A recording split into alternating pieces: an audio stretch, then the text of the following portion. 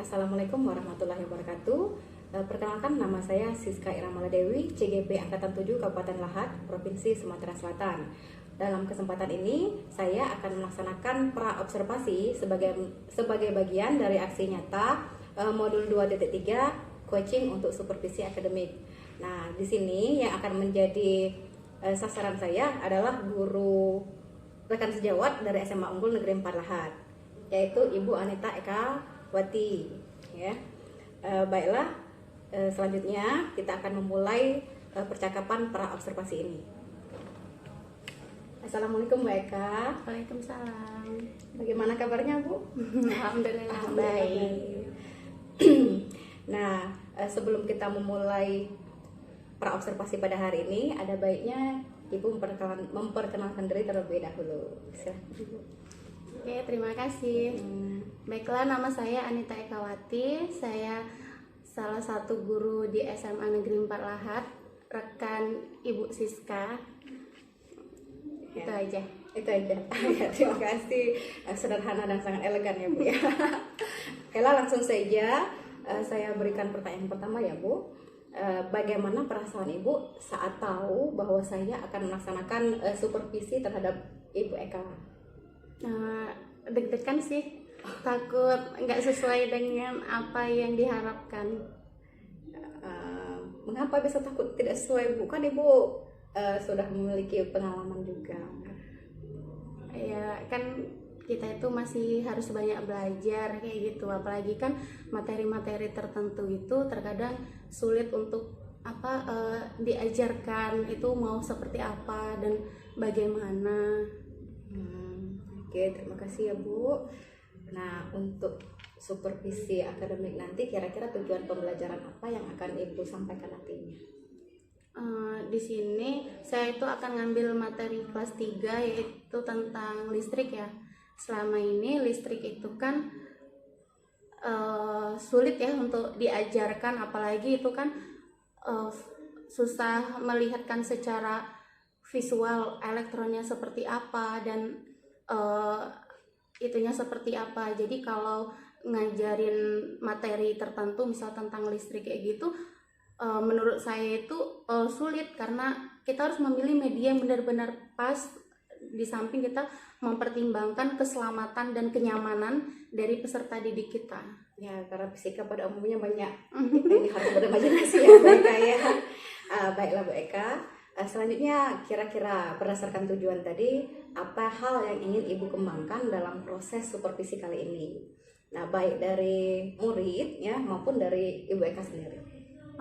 Saya ingin menggunakan alat-alat rumah tangga yang ada di rumah itu, ingin memperlihatkan sama siswa kalau bisa digunakan sebagai penghantar listrik yang umumnya mereka punya kayak gitu.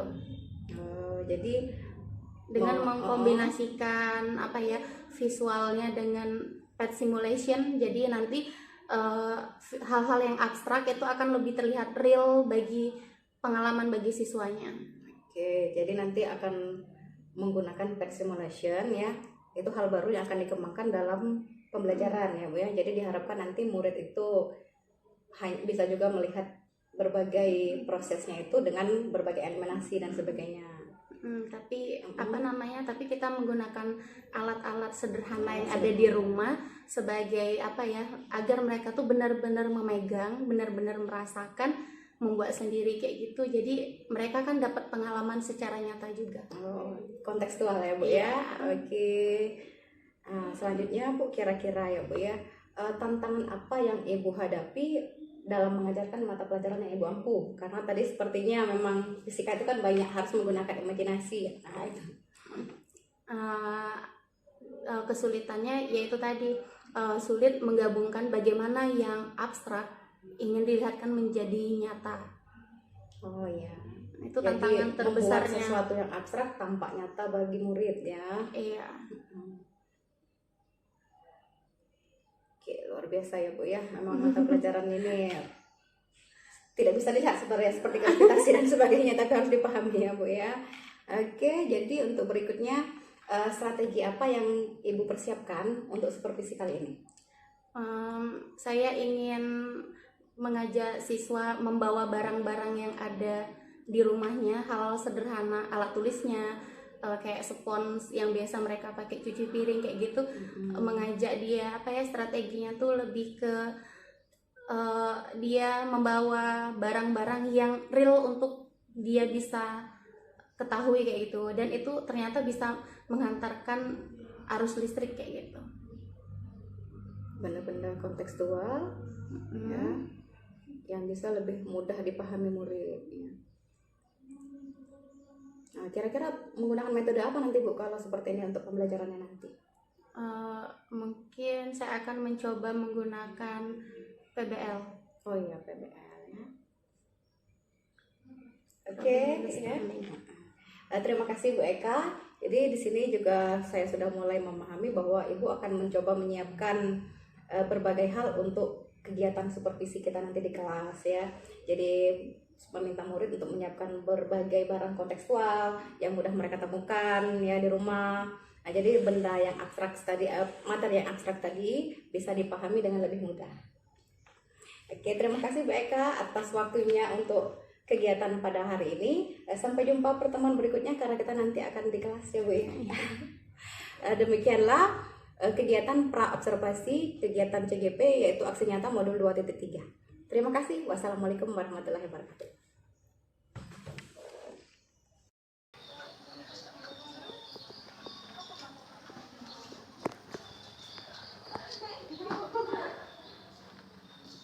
Baiklah, assalamualaikum warahmatullahi wabarakatuh. Sebelum kita mulai pelajaran hari ini, ada baiknya kita berdoa terlebih dahulu. Silakan siapa yang bisa memimpin doa? Ya, Adil. Oke, sebelum kita memulai pelajaran kita pada hari ini, baiknya kita berdoa menurut kepercayaan masing-masing. Berdoa mulai.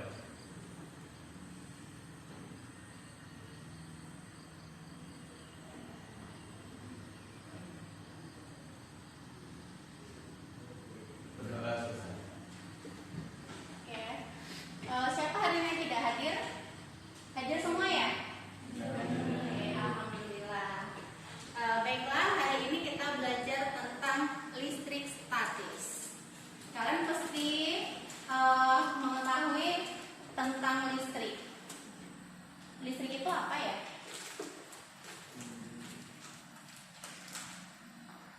Pernah nggak membayangkan kalau ini busa cuci piring ini bisa menghantarkan arus listrik?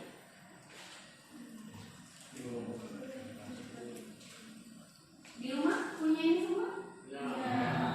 Oke, sekarang kita akan membagi kelompok dulu untuk sebelum untuk kita melakukan praktikum. Sekarang Ibu mau tanya, siapa yang hobinya nonton? Yang hobinya dengar musik? Ayo, siapa yang hobi nonton dulu? Berapa orang?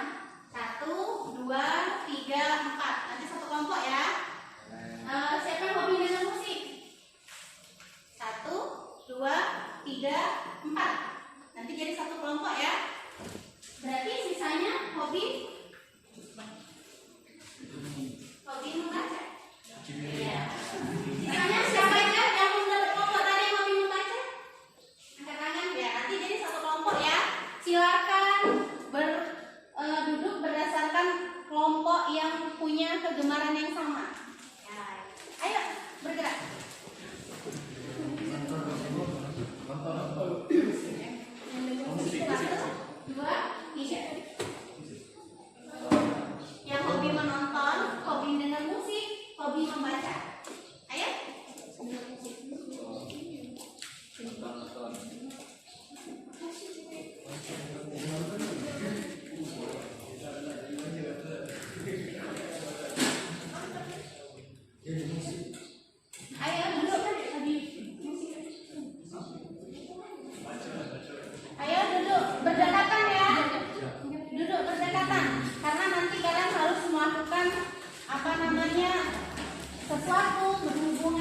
dengan spons ini yang bisa menghasilkan arus listrik. Sudah? Nggak apa-apa, berdekatan nggak apa-apa. Oke. Silakan kalian melihat link yang sudah Ibu bagikan di grup kalian. Yang hobi menonton, silakan lihat. Yang hobinya membaca, bisa kalian lihat deskripsi penjelasannya di sana.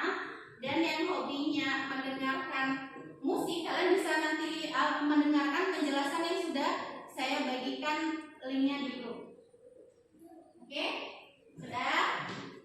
Sudah?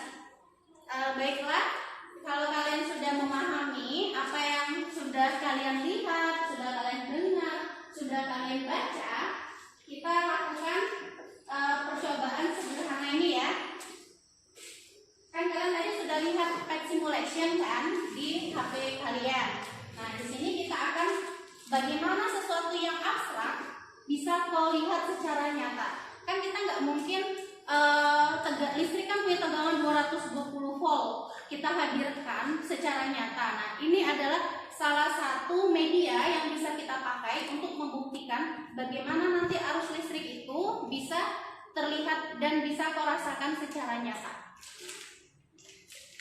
Baiklah, hanya bentuknya sederhana saja seperti yang sudah dikasih di dalam video. Ini spons cuci piring biasa. Ya, nanti kalian ambil bagian yang kuningnya ini saja.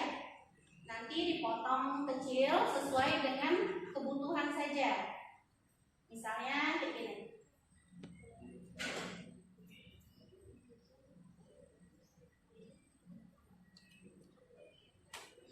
Kalian nanti coba saat dia tidak dikasih air hangat, ini air hangat ya, apakah nanti mampu menghantarkan arus listrik? Terus apa yang terjadi saat spons ini dibasahi dengan air hangat? Apakah nanti ada perubahan? Ya? Ayo perwakilan setiap kelompok boleh mengambil sebanyak yang dibutuhkan. Ayo perwakilannya maju. Ayo.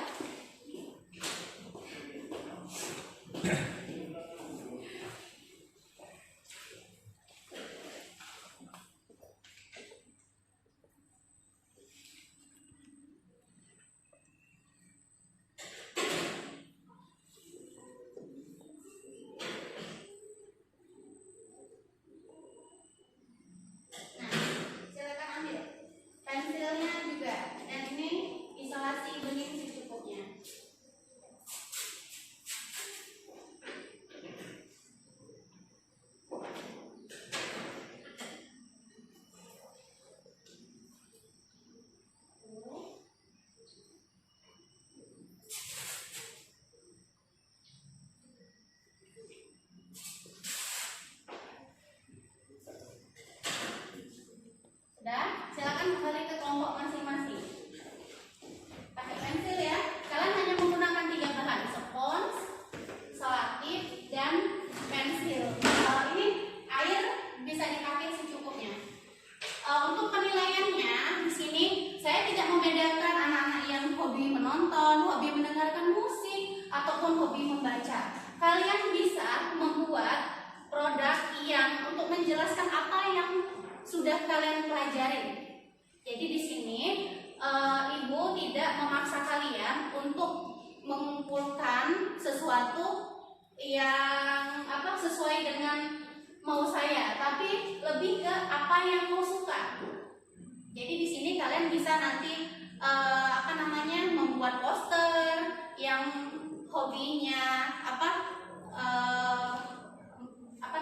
menonton, mungkin bisa buat dalam bentuk video. Jadi di sini saya membebaskan kalian dalam mengumpulkan tugasnya. Dengan catatannya di sini ya, saya tidak membedakan anak-anak yang mengumpulkan video ataupun yang memberikan poster ataupun yang memilih untuk membuat jurnal diri atau mengumpulkan makalah seperti itu, nanti nilainya sama sesuai dengan kriteria yang aturan penilaian yang ada. Walaupun nanti bentuk tugas yang kalian berikan kepada saya itu itu berbeda-beda. Oke, silakan kalian coba.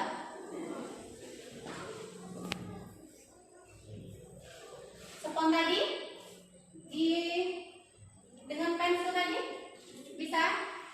Kalau kalian gesek ke HP, ini nanti bisa menjadi stylus pensil. Nah, kalau ini tidak tidak saya basahin, di sini ada nggak pengaruhnya? Coba, kalian sudah mencoba? Ada pengaruhnya tidak? Ada pengaruhnya? Berpengaruh tidak? Oke, sekarang bagaimana ini? Ini ada air hangat, silakan basahin secukupnya. Ini air hangatnya di depan.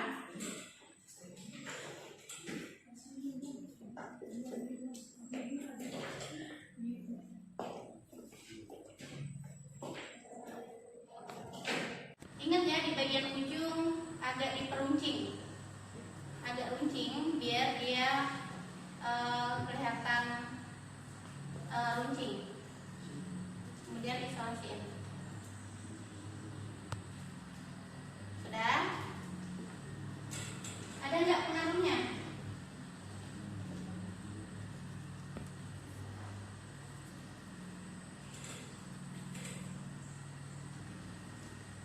Sudah? Sudah dicoba? Bisa? Oke.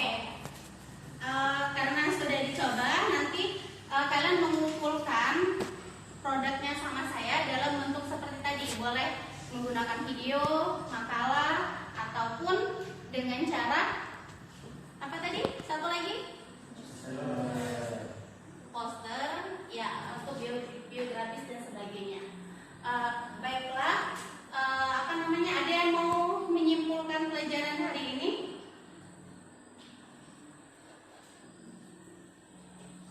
Ada yang bisa menyimpulkan? Dari benda yang kau pakai ini, mampu menghasilkan arus listrik tidak? Ada yang bisa menyimpulkan? Bagaimana terjadinya? Perpindahan elektronnya atau apa? Ada yang bisa menyimpulkan? Abiul? Ada yang bisa menyimpulkan? Bahwa apa? Benda-benda sederhana yang ada di sekitar kita itu bisa kita jadikan sebagai media pembelajaran yang yang bisa digunakan untuk membuktikan adanya arus listrik. Oke? Baiklah, itu saja pelajaran hari ini. Untuk pertemuan selanjutnya nanti kalian bisa mendesain produknya di pertemuan selanjutnya. Oke, itu saja. Assalamualaikum warahmatullahi wabarakatuh. Terima kasih.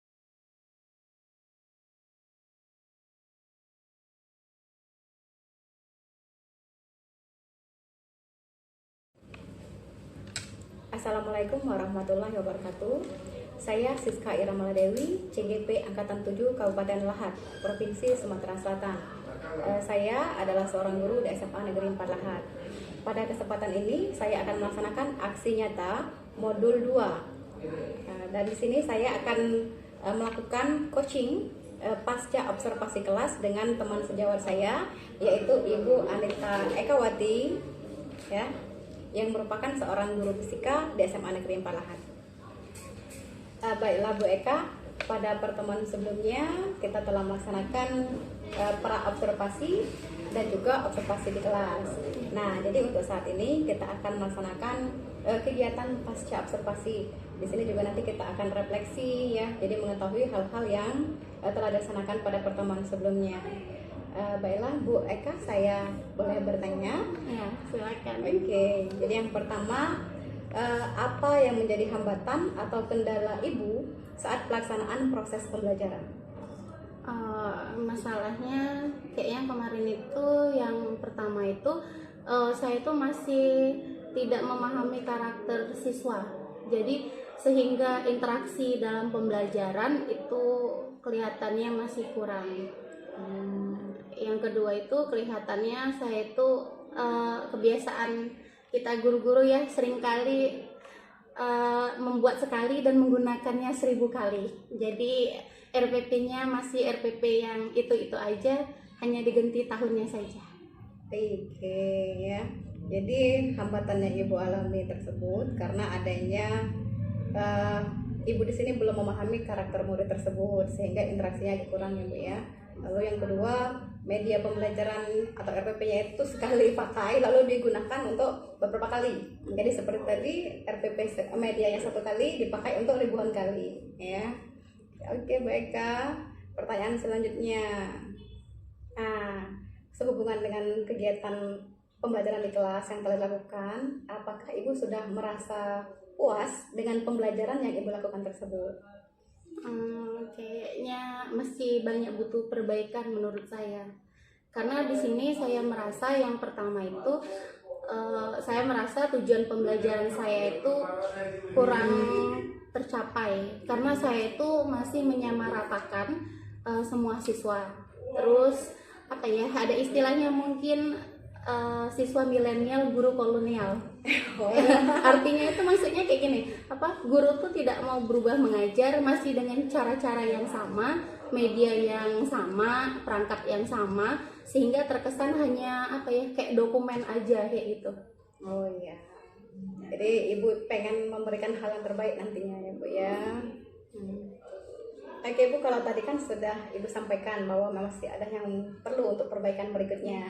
Nah, menurut Ibu, selain hal yang tadi yang perlu perbaikan, apa hal-hal positif yang telah Ibu lakukan selama proses pembelajaran tersebut?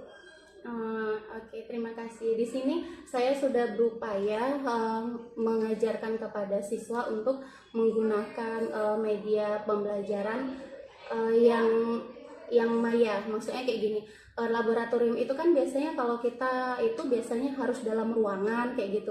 Nah, di sini saya itu berusaha membuat LKPD yang bisa menggunakan internet kayak gitu, dunia maya, kayak laboratorium virtual lah bahasanya kayak gitu.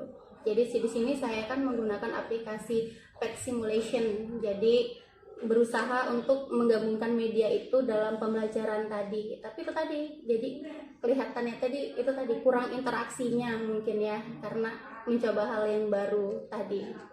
Oke Bu Eka, jadi Bu Eka sudah berusaha untuk menyesuaikan dengan kodrat zaman murid ya. Jadi jangan sampai nanti seperti yang Ibu katakan tadi, gurunya kolonial sementara muridnya sudah milenial. Tapi ternyata walaupun sudah berusaha untuk memenuhi kebutuhan zaman atau kodrat zaman murid, masih ada hal-hal nanti yang akan kita perbaiki lagi ya Bu ya. Baiklah Bu, untuk selanjutnya apa yang akan Ibu coba ubah untuk pertemuan selanjutnya untuk memperbaiki beberapa kekurangan tadi?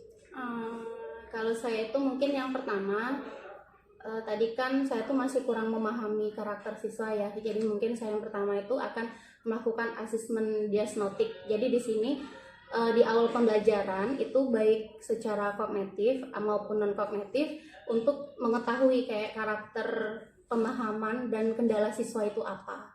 Terus yang kedua saya itu ingin melakukan perbaikan dalam rancang pembelajaran yang bervariasi sesuai dengan setiap kebutuhan murid. Jadi enggak memaksanya LKPD-nya itu hanya untuk satu aja, tapi tidak mengkondisikan kebutuhan belajar murid lainnya. Terus yang ketiga saya akan mengupdate dan mengevaluasi perangkat yang saya buat biar dari waktu ke waktu itu pas kayak gitu.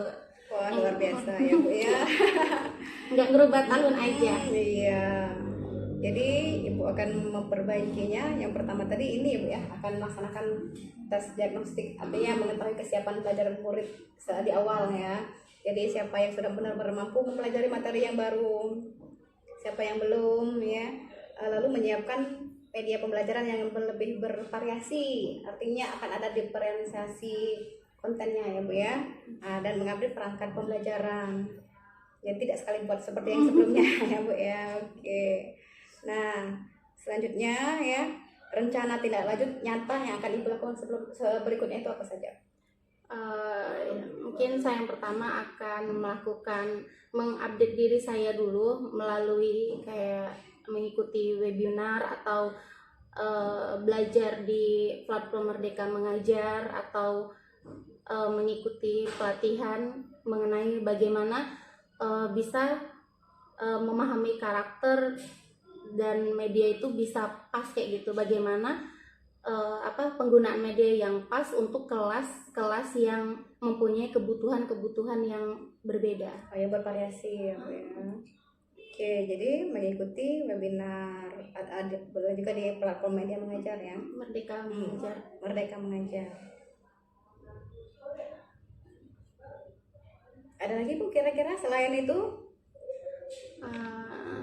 Mungkin kolaborasi dengan MGMP pelajaran kita ya. MGMP ya. Kolaborasi dengan teman MGMP. Oke, Bu Eka, terima kasih. Jadi luar biasa ya, Bu. Jadi di sini saya mendapatkan beberapa hal baru dari Ibu juga, bahwa media pembelajaran tersebut penting untuk disesuaikan dengan kodrat zaman siswa. Nah, cuma mungkin lebih ke depannya kita akan menyiapkan memahami karakter siswanya tersebut ya, sehingga semua siswa itu dapat terkoordinir dengan baik, terakomodasi dengan baik ya. Jadi memahami kesiapan belajar mereka, lalu kira-kira apa yang mereka sukai ya, supaya mereka lebih tertarik dengan kegiatan belajar yang kita laksanakan. Dengan demikian diharapkan nanti kita itu melaksanakan proses pembelajaran yang berpihak kepada murid. Terima kasih banyak ya Bu. Ya, sama-sama Bu Eka. Baiklah, demikianlah proses coaching pasca observasi kelas yang telah saya Siska Iramala Dewi dan saya Anita Ekawati.